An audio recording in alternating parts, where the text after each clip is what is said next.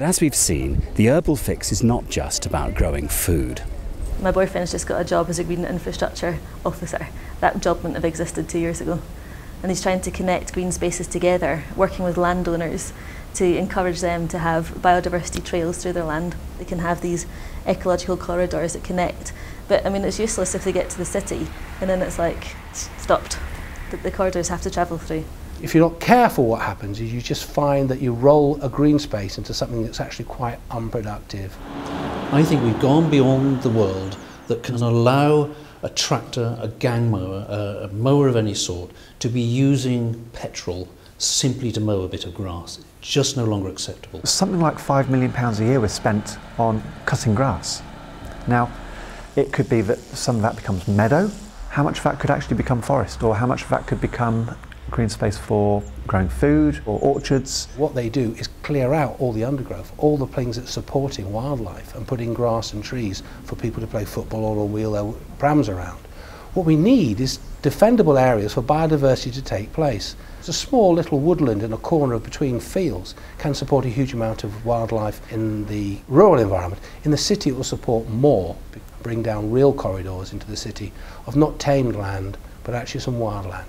The government has welcomed a recent report which recommends that UK tree cover should be increased from 12 to 16%, which would offset our carbon emissions by 10%.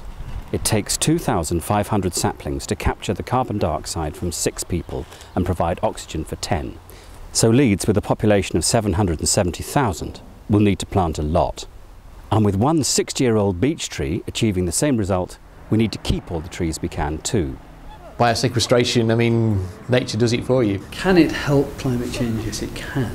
And we know you can reduce your energy usage as a building by 30% with the judicious planting of this, that or the other. Just like humans, buildings get cold in the wind. We have actually got to start getting vegetation, particularly trees, back into the cities. People's psychological well-being is improved by trees.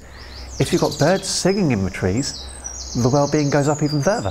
I get so chuffed when I see, like, I'm like a kid in the garden and I see a butterfly. I'll call my husband and say, come see a butterfly, because it's something that you're not used to seeing. It's something that makes you happy because you're helping bring nature back.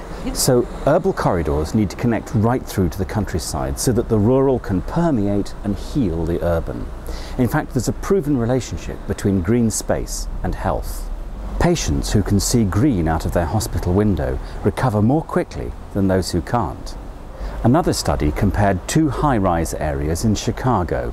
At some stage, one of the two had decided to make do without the green spaces. And after a number of years, somebody came along and compared the mental health status of the 2 areas. And the mental health of these people was so much better than the others. Natural England have gone so far as to suggest that no house should be more than 300 metres away from 2 hectares of green space, which is the same size as the parks at the heart of Howard's Garden City. Walking obviously improves health, improves cardiovascular disease, so in that respect, green space is intrinsically linked. And in fact, there was a Mori poll done where it was shown that the majority of the people felt that it was better to go for a walk than to take tablets for depression. So the herbal city, like Howard's, will need above all to be a walking city. A study in Sandwell mapped the housing areas that were more than 500 metres, that's how far they reckon you can walk with shopping bags, from somewhere you can buy a good range of reasonably priced fresh vegetables. No one's done it in Leeds yet, but I suspect that the problem areas will be more extensive than the Natural England green space islands, largely thanks to the supermarkets. Why do you want to destroy a city centre by building supermarkets outside it, which drains away the sense of community have, which creates dependency on the car, which maybe destroys local agriculture? So we need local shops and numerous farmers markets like this one, and all linked by safe, green, active travel routes. Active travel would be any means of which you get somewhere, but doing it actively, so it could be cycling, walking, scootering, skateboarding. There needs to be a properly paved, properly lit, properly signed walking come cycling route which wherever it meets barriers, whether they're rivers, canals, railway lines, major roads, there are proper crossing points. Leeds is a walkable city and that's a huge advantage in sustainable terms. It has the disadvantage that it's not flat. We're doing a project in Sheffield at the moment, which is cycle to work. And Sheffield is one of the most hilly cities in the UK. And we have got quite a few of the power assisted bikes. The batteries are super light, so you don't even know you've got it on there. The motor will go up to 30 kilometres. When you freewheel, they charge themselves up again. When you brake, they charge themselves up again. And once you introduce assisted leg power, then all sorts of things become possible. We've actually just got a new trike in. Where we're sat here now, we're actually surrounded by fields that produce vegetables. The capacity that these cycles have now, and the car bike ones, you could easily put at least probably 10 big plastic boxes full of veg and stuff. So, the Herbal City will be leg-powered whenever possible. But fully electric vehicles, like this motorbike, or buses or trains, are sustainable as long as they use renewable energy. Take a practical example, the new generation transport trolleybus scheme, which has just gone on to the next stage. If that works, and that's what the experts tell us, they tell us that this is like a super tram, that it will entice people out of their cars, then the carbon footprint advantage will be that there will be fewer vehicles in total. High-speed rail. Frankly, if you can get to London in an hour and 20 minutes, why would you actually want to drive? Hopefully we'll soon be getting exclusively green juice from the national grid. But even here, the Herbal Fix can play its part. Güssing in Austria has achieved electrical self-sufficiency using locally coppiced wood, grass and clover, rather than the unsustainable biofuels like palm oil. The introduction of feed-in tariffs from the beginning of April will bring about a very profound change. But where's that going to happen? On the ground, in towns and cities, rural areas as well, people generating energy. PV, anaerobic digestion, wind. You can generate energy at the point of use. There's some really good sites in and around Leeds.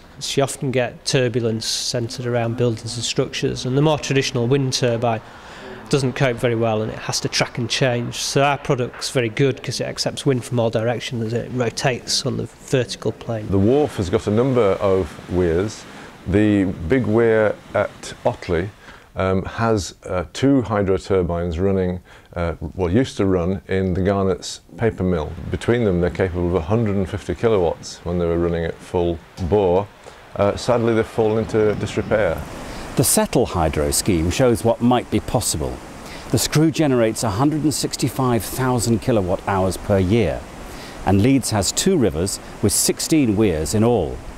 But rivers are not just about power. There's a few different factors when we're looking at water. One is water is essential for life. All living things need water and we need it to grow food. There's flooding. Now, why are things flooding? It's because there's so much hard space, and it's also because much of our agriculture, basically the water runs off. Increasing water holding capacity in farms is by far the cheaper option than expensive engineering systems in the middle of Leeds. If you look to places like Holland and Germany, where they're trying to deal with the Rhine, they have gone in there and taken down the old systems of channeling water through to try to find ways of building up the water table, to slow the water flows down, to bring back nature into the situation. Such things as allowing rain, instead of going down your drive, actually soaking into the ground around your house. If you put a green roof on a house or a building, instead of the rain flowing straight off the roof, down the drain pipes and into the drainage system, it'll actually build up in the roof layer. That therefore will slow the runoff down into the city, which is great. Sustainable urban drainage, known as SUDS, is a key element of the Herbal Fix. Because apart from providing sustainability benefits, in offering an alternative to costly flood defences, it provides a financial incentive for increasing green space and vegetation. Los Angeles was able to save $20 billion in flood control and water supply projects just by introducing SUDS. Leeds is about to spend millions on 2-metre high walls running right through the city centre here. You have to ask if that's really the best solution. There are, of course, many other issues that are crucial to the sustainability of a city, not least the retrofitting of insulation, the creation of new buildings, especially housing if we need to take in our share of climate refugees, and waste disposal. But these priorities run parallel to the Herbal Fix rather than within it, so I'm not going into them in detail here. What I do want to cover in the next section is how we might go about making the Herbal Fix actually happen.